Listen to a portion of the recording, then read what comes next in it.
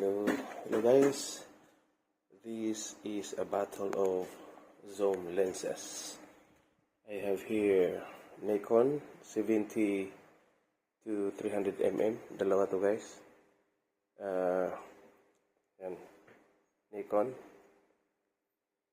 very good condition, AF Nikon 70 to 300 mm.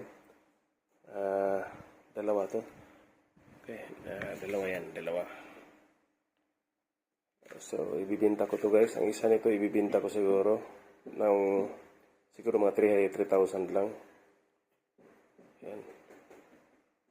Ito yung aperture niya guys, up to 4.5, 4.6 stop niya.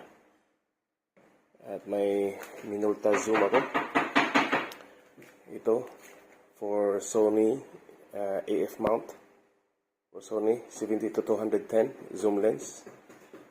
Makinis pa, sobrang kinis. So sa mga Nikon users, pwede kayong bibili ng adapter from AF AI o AF lens to F mount. May mabibili sa Shopee or sa Lazada, 1,600 yata. At saka ito, okay, 100 to 400 mm zoom lens. Nakabaliktad yung hood kaya parang short siya tingnan. At saka ito sa Canon ko to. Ito ang super zoom, 70 to 300 mm super. Ito guys, macro super to guys, macro super yan.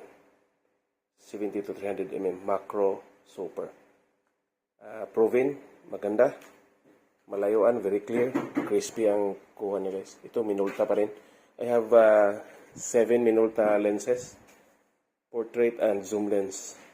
Ito maliit na tingnan pero tingnan nyo guys. Ang f-stop niya is 200 up to 200. Ito ay 100 to 100 mm. Okay, 100 mm to 200. 100 to 200 mm. Minolta. Sa mga Sony lovers dyan. Alpha. Sa mga alpha cameras ito, mga lenses. I have 7 sa alpha lenses. So ito guys, ang isa nito i-dispose ko. Siguro 3,000 lang. Sa mga gustong mag-try ng Minolta lenses, maganda ang kuha nito guys, Minolta lenses.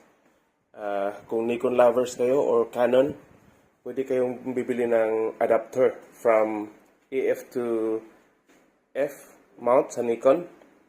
Magbili nyo lang sa Lazada or sa Shopee. So para magamit niyo yung lenses.